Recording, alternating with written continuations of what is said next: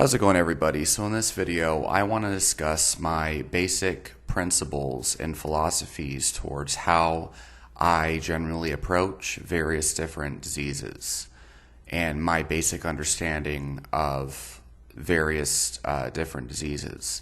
So pretty commonly, I post videos about my overall general outline and philosophy on general health, how to prevent disease, and how to feel godlike, or how to feel superhuman, as I like to call it. And I might talk about how to reverse or put into remission autoimmune illness, and occasionally I'll make videos about diabetes and stuff like that. But I don't think I've ever made a video where I just discuss basically how to resolve various different diseases. So I'm just going to go over my approach here, kind of on a case-by-case basis, if you will. Provided I'm not a doctor and I'm not trying to be a doctor. So take this information for what you will. Disclaimer, right? So let's see.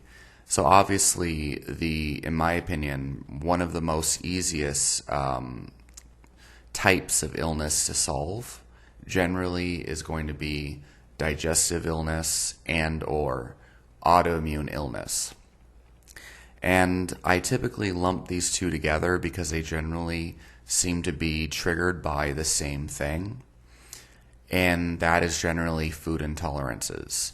So obviously, it's going to depend on what autoimmune illness we're talking about. But generally speaking, we're talking about fibromyalgia.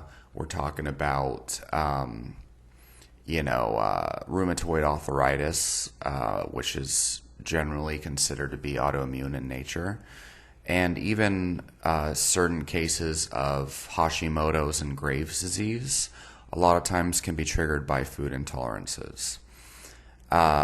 Generally speaking, the underlying mechanism of action that seems to be suggested would be basically consuming a food that, for whatever reason, the gut bacteria in your intestine is having trouble breaking down, and and it might not even be gut bacteria that's having trouble breaking it down, but that's a common example because it's typically plant foods that people have trouble with for whatever reason.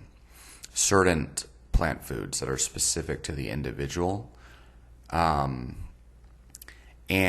when the person eats this food and has trouble digesting it, supposedly partially digested or undigested food particles pass through the gut barrier, the gut lining, and enter the circulation, which can trigger an abnormal immune response similar to that in an allergic reaction.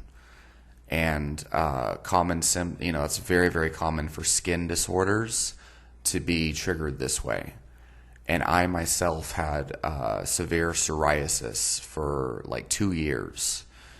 And I later found I had an intolerance to whole grains, beans, nuts, and seeds, and legumes.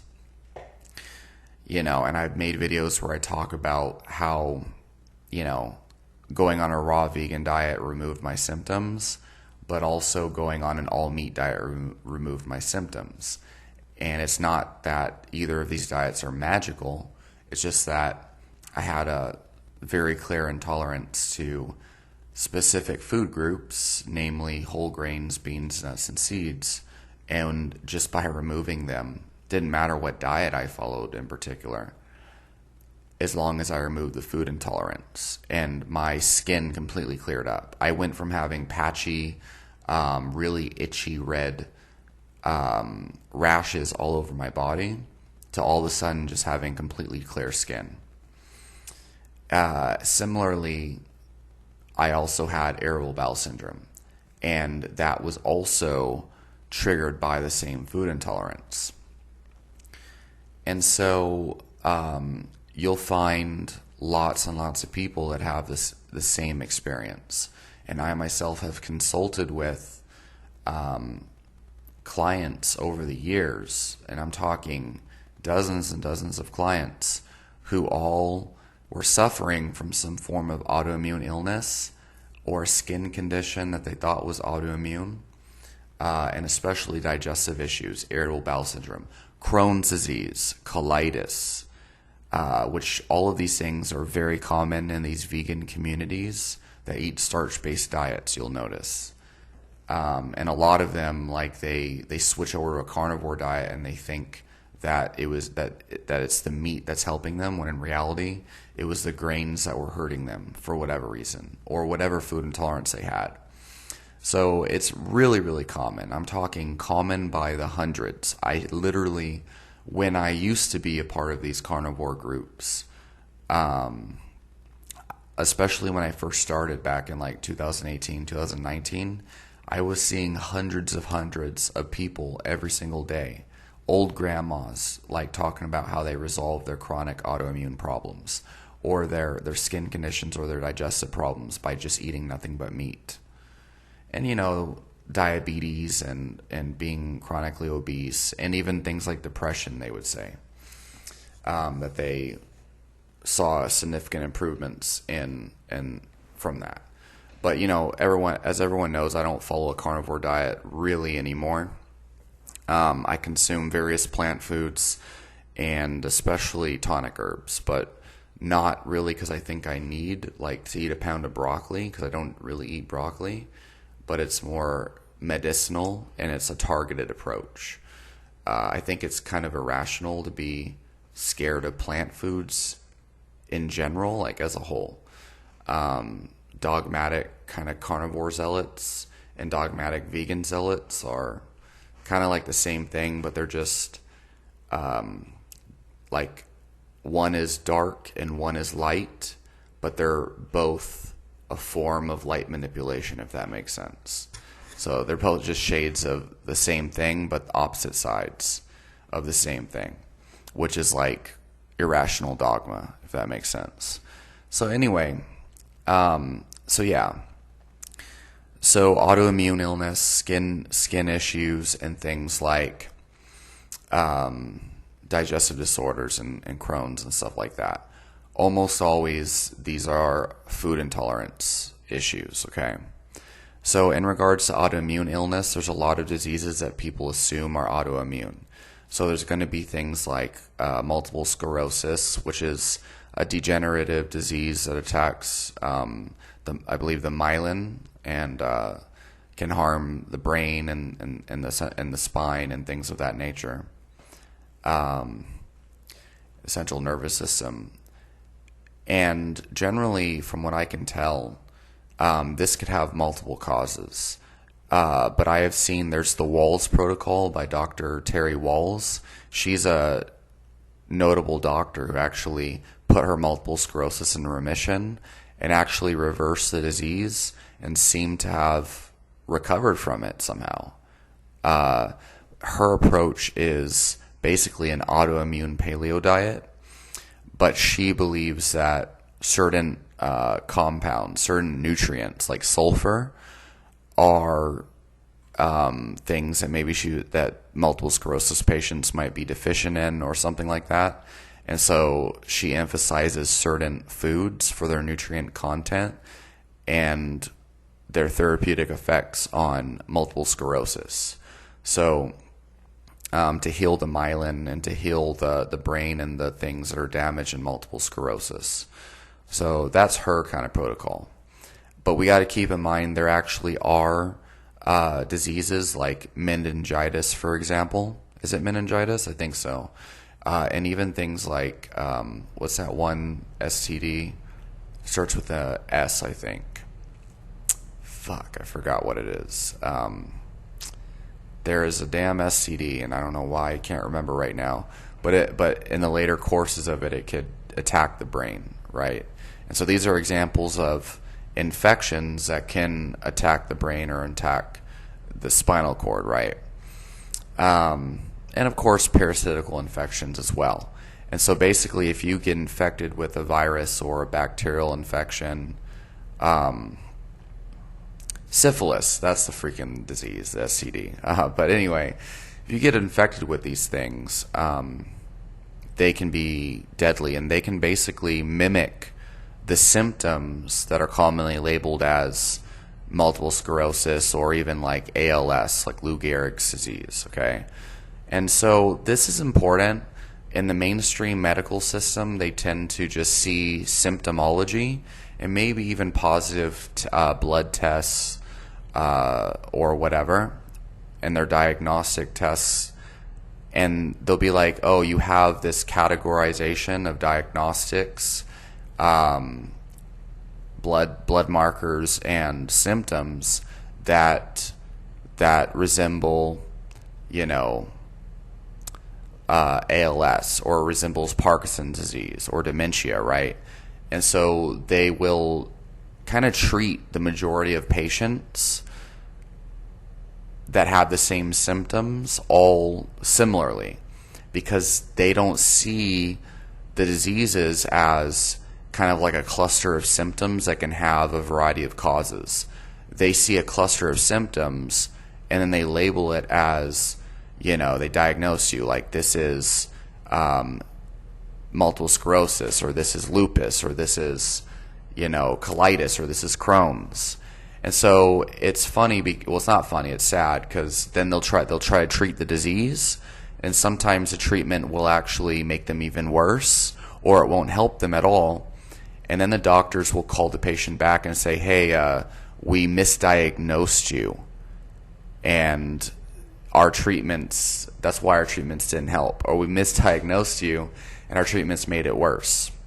A good case report would be like Matt Monarch, right? Prominent vegan who had colitis, and now he's in a very bad place. Anyway, that is an example of kind of like why when we use these labels and these diagnostics, right? Like you have colitis, or you have irritable bowel syndrome, or you have whatever, multiple sclerosis, okay? These labels are only helpful to kind of like make it easy to understand symptomology, right? But if you are only trying to seek a treatment or a therapy, no matter if it's natural or alternative or mainstream, but you're seeking that therapy or treatment based on the label, based on the diagnosis, that is the wrong way of thinking about it, and it's kind of like it's barking up the wrong tree. It's like if you go out on a road trip and you have a destination in mind, or you pull up Google Maps, and Google Maps you put in like, Rosario's Mexican restaurant, and Google Maps takes you to the wrong Rosario's Mexican restaurant or whatever.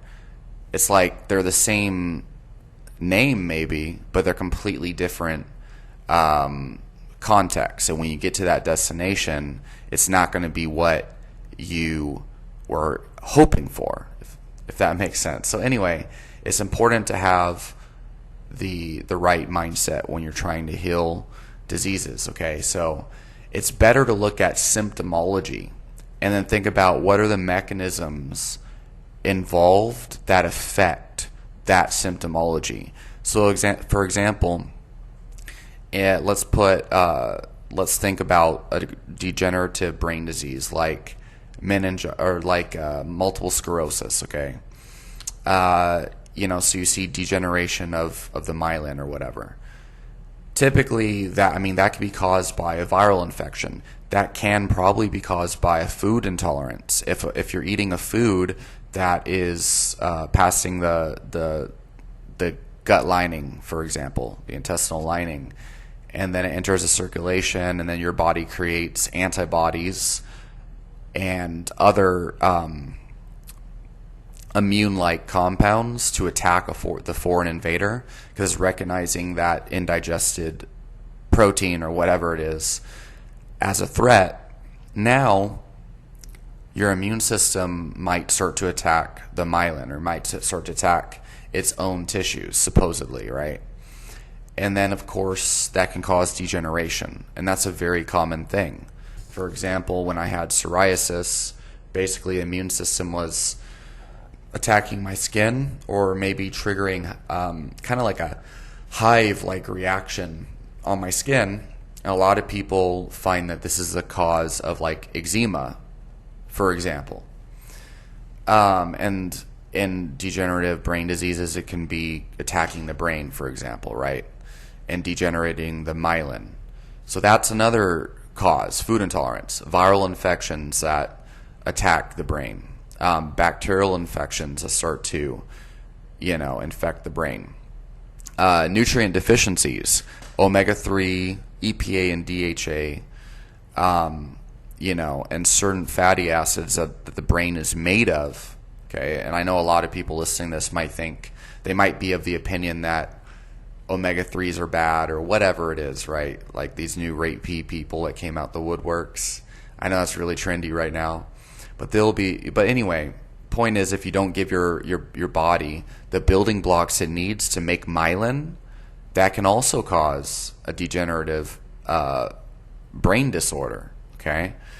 And of course, if you have skin problems, it's pretty common to blame supposed skin nourishing nutrients. So things like vitamin C, collagen, vitamin A. I know I'm missing a shit ton of other things like biotin, whatever, calcium, and if you don't give your body the nutrients it needs to build whatever tissues are diseased, then you can have degeneration of that body tissue. I mean, I think that makes sense.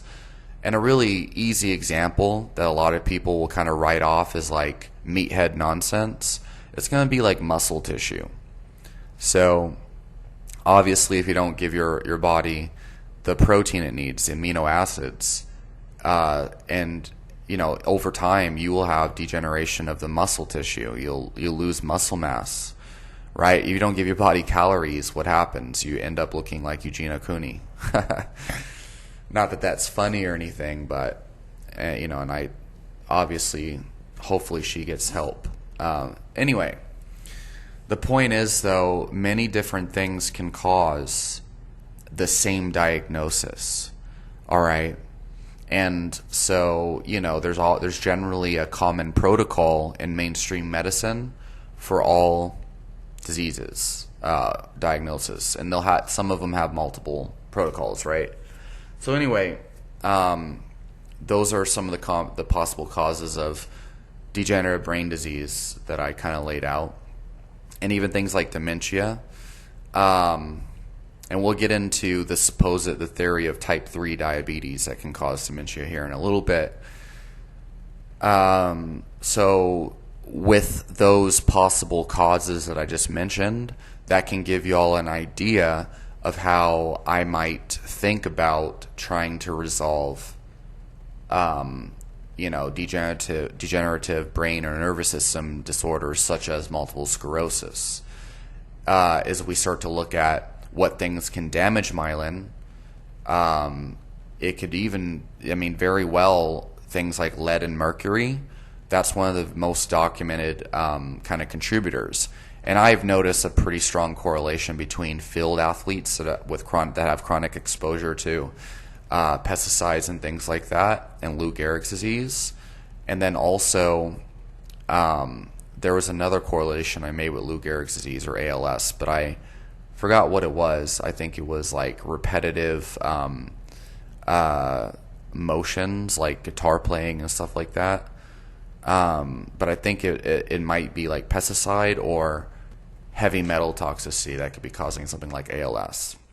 A little note on that, though. I think that a lot of people's severe kind of like fear and paranoia about heavy metals and pesticides, I think, is overblown. And I don't want to get too deep into that here because it's a deep rabbit hole and a lot of people won't understand, and people get really emotional about that type of thing, which is weird.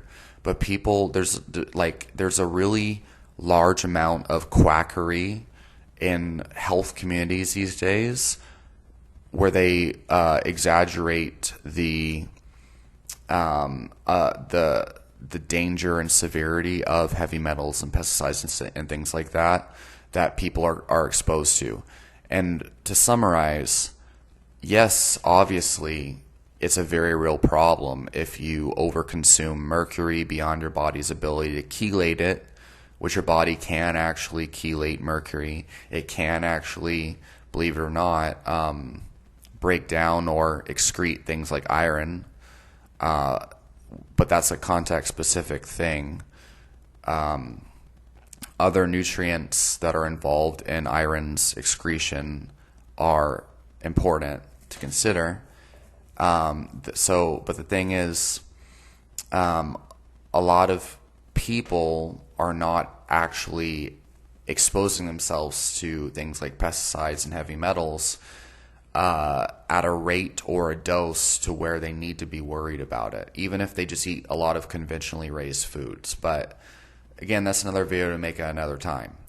However, if you're consuming fish, for example, that is known to have a high amount of mercury, and you're not also consuming a higher amount of things like selenium, for example, then that can cause a mercury issue over time.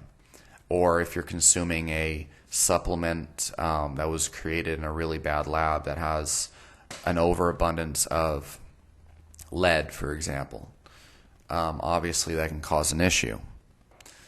But, people overblow that, and they'll see like the Proposition 65 warning on a supplement label from California that claims, supplement might expose you to lead and cause cancer and birth defects.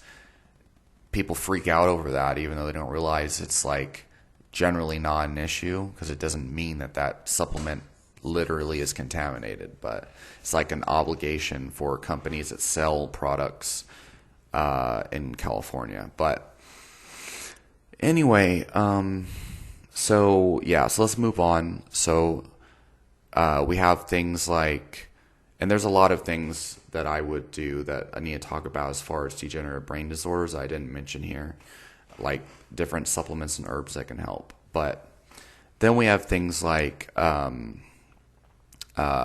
diabetes, for example. So diabetes, and we're talking about type 2 diabetes here. So type 1 diabetes a lot of times can be triggered by a food intolerance. So again, it's crazy, right, that a lot of things might possibly be caused by food intolerances, but I've actually seen a lot of case reports of people that had type 1 diabetes, and they found that that they stopped it early by removing dairy and gluten from their child's diet. And basically what seemed to have been happening was the consumption of dairy and gluten, for whatever reason, it seemed to maybe possibly hypothetically cause or trigger, again, that abnormal immune system reaction that started attacking the pancreas. And that was supposedly the cause of their type 1 diabetes. And they were able to stop it before it became bad enough to where they had like a lifelong type 1 diabetes situation. But anyway, that's a more complicated issue. And the same thing can happen to the thyroid for things like Graves' and Hashimoto's. And also things like nutrient ratios can affect things like hyperthyroidism, like iodine in certain minerals, for example, and then also the composition of amino acids. And hypothyroidism a lot of times is simply a iodine deficiency, because people think, they gotta eat a special salt, so they don't eat iodized table salt, and instead they opt for sea salt because they think it's more natural. So then they develop an iodine deficiency over time, because most people don't eat the foods that are necessary that generally contain enough iodine. And, things like potatoes are wrongfully claimed to be a good source of iodine. And so by trying to be healthy, by switching the more natural salt option, they actually create an iodine deficiency, and then they become less healthy over time. and then they get put on synthetic thyroid hormone. Don't even get me started on this. And it's like the most simplest things can often make a world of difference. You know, a simple food intolerance, a simple iodine deficiency. That was generally eradicated in the general population by fortifying salt foods, right? Commercial table salt. So anyway, so we have things like diabetes, type 2 diabetes, okay? So there's many different ways to reverse type 2 diabetes. So generally it's just an energy abundance problem. There's too much energy coming in and not enough energy going out. So and so for me personally, I like to look at it as a carbohydrate problem, but the reality is, as long as you're restricting overall calorie intake and you are in a legit calorie deficit, and you're exercising vigorously, you can actually resensitize your body to insulin over time. So, but basically, insulin resistance happens because your body is you're consuming so many carbohydrates that basically you build up a tolerance to insulin. So this is kind of a good way to look at it. It's not exactly what's happening, but think about like caffeine, for example. The longer you consume caffeine, the less and less of an effect it has on you. You build a tolerance. You basically become caffeine resistant over time. And so what do you need? You need more and more caffeine to feel the same effects. Okay? But eventually you're consuming 600 milligrams of caffeine, and it's like it seems to actually take away energy and not give you energy at a certain point. And so what happens when you remove the caffeine? When you remove the caffeine, at first you feel like garbage, but then over a number of weeks, your body starts to become more sensitive to the caffeine. Your tolerance goes away, your caffeine resistance goes away, and then you're able to actually, the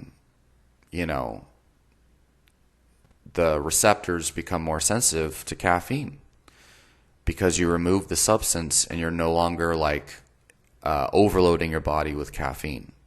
And so the same thing can be seen in insulin resistance. You're consuming too much energy over time that you don't even need, you're not even using. And so your body becomes more and more resistant to it. And so basically, studies show simple calorie deficits where you restrict energy, and then especially things like resistance exercise improves insulin sensitivity a lot. And there's plenty of people that have like YouTube vlogs and documentation, as well as, just anecdotes in a lot of these health communities where they do a simple calorie restricted diet and they exercise vigorously every day and they put their diabetes into remission. But personally, I think the most effective strategy for reversing diabetes is a carbohydrate controlled program where you do put yourself in a caloric deficit, but you emphasize protein first, and you do resistance training and high intensity interval training. Both of these things will work, but the thing is, I think the insulin resistant part is mostly caused because people are consuming way too many carbohydrates. And what happens is the body starts to deposit, for example, liver glycogen overfills. So then you start to deposit fat in the liver. You get fatty liver and fat in the adipose tissue, which is an excess of calories, not just like carbs, but in insulin resistance, it's specifically a carbohydrate metabolism problem.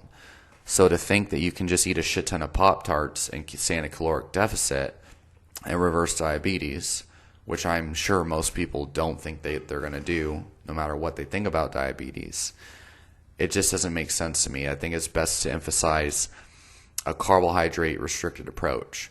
And I find ketogenic diets, keeping carbs under 50 grams a day, and also keeping fats relatively low and emphasizing protein. Even though a lot of people kind of think protein turns to carbs and all this nonsense. Which again, I made videos about. So if you're going to, believe me, if you think I'm an idiot for saying, you're going to be like, oh, protein turns to carbs, gluconeogenesis. The fact of the matter is there's a lot of things you don't know about protein metabolism. And the demand-driven process that gluconeogenesis is, it does not just turn dietary protein into carbs. Okay, especially if you're insulin resistant. Okay, especially if you're resistance training. But anyway, I've made too many videos about that, and I'll make another one if I have a dumbass in the comments who tries to tell me some stupid shit about how protein's chocolate cake. People act like. So anyway, yeah, diabetes, you should definitely go on a protein-centric diet, restrict carbohydrates, and keep the fats low. You'll be in a caloric deficit, and it'll be very easy for you to maintain it because your appetite will just go away completely. And then you need to do vigorous strength training to create a need to become insulin sensitive. So the more muscle mass you have, the more carbohydrates your body will want to store because you have more room for glycogen. And then over time, you'll have a higher threshold of calories that you can tolerate because it'll go towards sustaining that muscle mass instead of body fat. And the vigorous exercise will start to burn off carbs and glycogen. And over time, your body will start to more likely want to use those carbohydrates as energy rather than, try to stop the insulin and stop the carbs from coming in, creating diabetes, and stop wanting to store it as fat. Which again is not a scientific explanation, but it's a practical explanation so y'all can understand where I'm coming from. So heart disease, I don't want to get into in this video. I made videos about the different theories on heart disease before. And to be honest, if you really give an honest examination of the LDL causal link to heart disease risk science, and you actually know what that theory is about, it's actually pretty compelling. It's as compelling as scientific evidence is going to get. But there's a lot of kind of flaws in it as well. So, at this point, I realize a lot of these people, especially in like keto and low carb communities, who are like, there's no, LDL, if you think LDL causes heart disease, you're an idiot and going crazy like that. I realize now these people are dogmatic and ignorant, really. I think it's very fair to say that, the evidence is not clear. And, a lot of the studies done linking, with a cause, trying to pin causation through LDL and heart disease risk, it's done using pharmaceutical drugs. So, it's not really equivalent to the average population. I think that makes sense. But most people don't really seem to actually have read the LDL research, and they're just like, nah, it's bullshit, blah, blah, blah.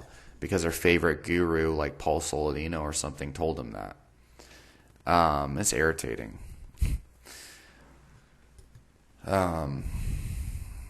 So anyway, yeah, like people who try to act like they understand the science, but they really don't. Again, I've been saying a lot lately. The more conclusive somebody sounds, usually the more inaccurate their information actually is. And it's kind of sad because the more conclusive you make your information sound, the easier it is to build a following and get people to believe in you. Because people don't want to hear it's kind of ambiguous, it's kind of nuanced, it's kind of complicated. People want to hear, this is the way, the science is clear, and this is how things are. Look at this one intervention trial I have. Look, see, it's been proven. Or even worse, look at this population study. Have you ever read the China study? Have you ever read the China study? You freaking fool. It's been proven that, that's the cause of cancer. But anyway, no, it's very ambiguous. very, very ambiguous. Nothing's been proven in health science. There's weight of evidence, not solid proof, right? Anyway, so heart disease is kind of nuanced. I would say it's either an inflammatory disease that is triggered by especially heavily refined foods and things like omega-6 fats, or it might possibly have something to do with possibly saturated fat. I know people are going to hate me for saying that, but again, I'm just saying, like, it's one or the other most likely, right? And of course, certain viral infections can attack the arteries and things. That's possible. And there's a lot of other theories that are completely plausible that no one thinks about. So things like vitamin K2. There's the Notre Dame trials. And so yeah, there's a lot of competing theories on heart disease, but I don't want to get into that here in this video because that's a very ambiguous topic to talk about, really. All right, so beyond that, we have things like depression and mood disorders. Depression and mood disorders, so obviously on one side of things, and when I was a child, I was diagnosed with a very severe mental disorder. I don't want to go too deep into that, but I think it's pretty safe to say I've resolved it pretty completely over the last, 15 years maybe.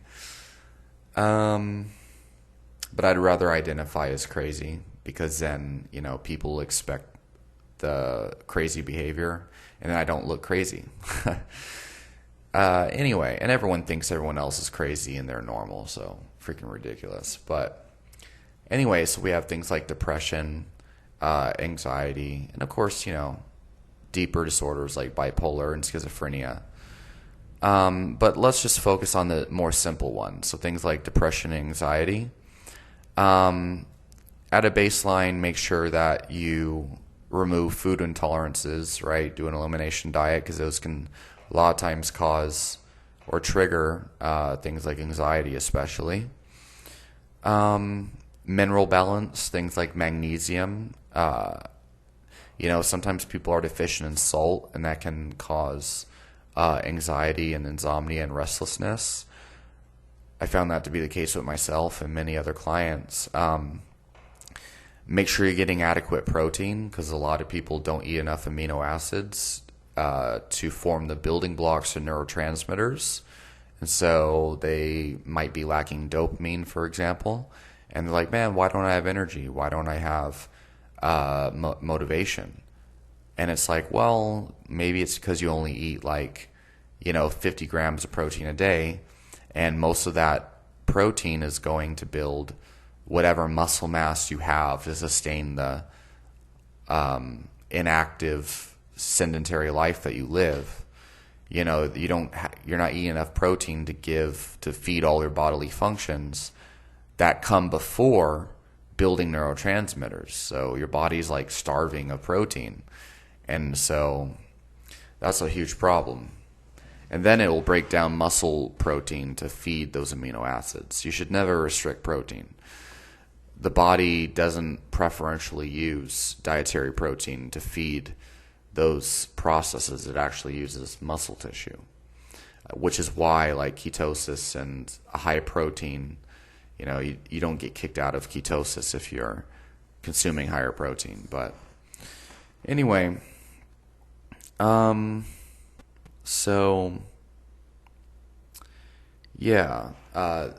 that, tonic herbs and amino acids help tremendously. Like for depression, things like L-tyrosine taken on an empty stomach can be like a life changer.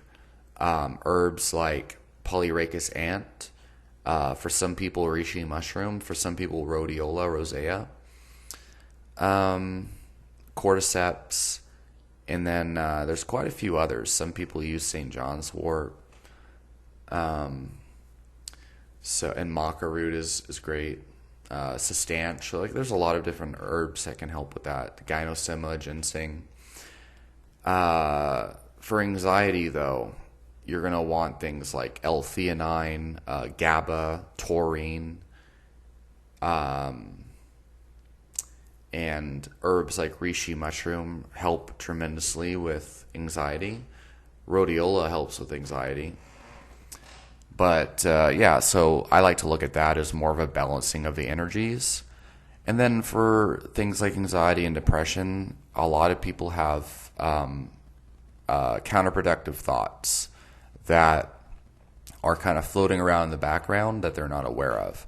Like with depression, a lot of people might find this pretty obvious in themselves. They have self-defeating thoughts like, oh, I'm never good enough, or this always happens to me, or the world is a bad place, the world is cynical, people are bad, people are shit, or like I can never, they have like kind of just like depressing thoughts about themselves or about the world.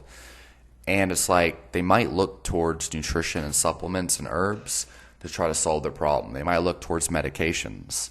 And the problem with that is that you could take a very powerful antidepressant herb like rhodiola, for example, and it can make you feel better neurochemically. But if you continue to think depressing thoughts, I mean, lo and behold, you will feel depressed. People have beliefs that keep them stuck. So one of the worst beliefs that keeps you from healing from anything is to think that who you are right now is like your authentic self or your true self or whatever. This idea that there is like a spirit that, or like, I am the way I am because of my astrology sign or whatever, it keeps people stuck in the same kind of cycle of the same habits and beliefs and thought patterns. They're like, oh, well, I am just a sensitive person, or I am just a introvert, or I am just I'm an asshole, deal with it, some people will say. And it's like, well, is that really effective? Is that really giving you the life that you want? Is it giving you the feelings that you want? A lot of times it's not. And so you have to break away from what you think is who you are. You have to break away from, I am this type of person. If who you're being, if you're being a certain way and then you're feeling depressed, you need to stop being that way. You need to change. So you have to understand that the personality and the thought patterns and your behaviors, they're changeable. They're things that you can literally change. And at first it'll take effort and it won't feel natural. But after a while, after a couple months or a couple weeks, really, sometimes a couple days of forcing yourself to challenge your negative thoughts. Like, for example, you might say, girls think I'm ugly. Well, that's probably not the best example. You want to start with something a little bit easier. Something like, people hate me, or people don't like me, or people think I'm weird or something, right? You could ask yourself, well, is that really true, right? Like, are there people that don't think I'm weird, right? What evidence do I have? But that's one way to do it, is to challenge those thoughts. But I don't think that's effective for people who are kind of stuck in that pattern of thought, because whenever you look for evidence of something, you'll always find it. But I think that's actually where the power is. When you look for evidence of something, you will find it, okay? So if you constantly tell yourself people are shit, the world is bad, especially if you're allowing yourself to consume more content. Like I know someone just recently who's always talking about the government, how bad it is, which, it's like I don't disagree with a lot of things he says. Like he's always posting like conspiracy theories and, how the, insert, the big corporations and all that stuff. He's always focusing on that. But he's always posting about it on social media. And then when you hang out with them and it'll come up in conversation just randomly, he'll just bring it up. And it's like, calm the fuck down and focus on the good things in life, right? And it'll go on and on about how people are shit and this and that. And I'll ask him like, hey man, why don't you have, what? Anyway, when you start to think that way, the universe, your brain starts to notice it more and more and more. So if you think defeating thoughts, you'll notice it more and more and more. And so these are the things you need to start to think about as far as things like depression and anxiety, is like the common thoughts, and then you need to change them, is what you need to do.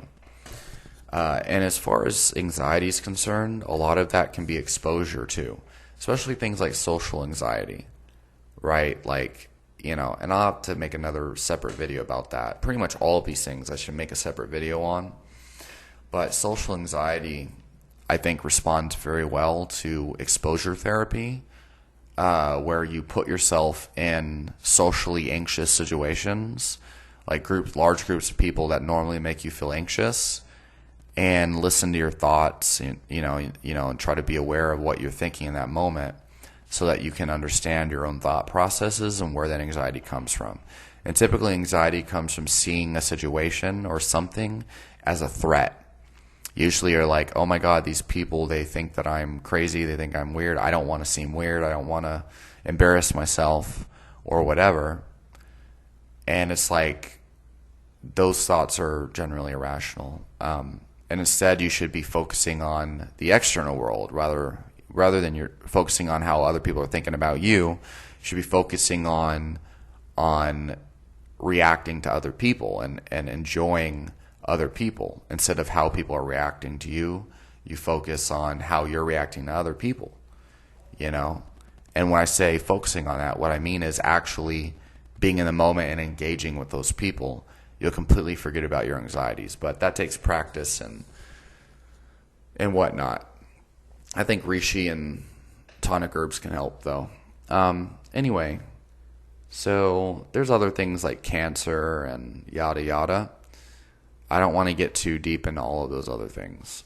I think a really huge part of all of this is eliminating food intolerances, making sure you're not like over consuming refined foods, obviously, and really eating a protein-centric diet. Eat a protein-centric diet, preferably from animal protein, in my opinion. Remove foods you're intolerant to. Take tonic herbs that kind of fit your needs. If you're diabetic, take tonic herbs that have a known blood sugar lowering effect. If you're depressed, take tonic herbs that have a known like motivation and mood lifting quality. If you have autoimmunity or digestive problems, take a mushroom or a tonic herb like take something like chaga, which actually has benefits for improving digestion, has benefits for autoimmunity. You know what I mean? It's like design a custom protocol that addresses these needs. But a big problem people have is they look in the wrong places. And they follow like charlatans, and they follow these like crazy people that, don't even get me started. And it causes them to look in the wrong places. And so they don't get anywhere. Whereas...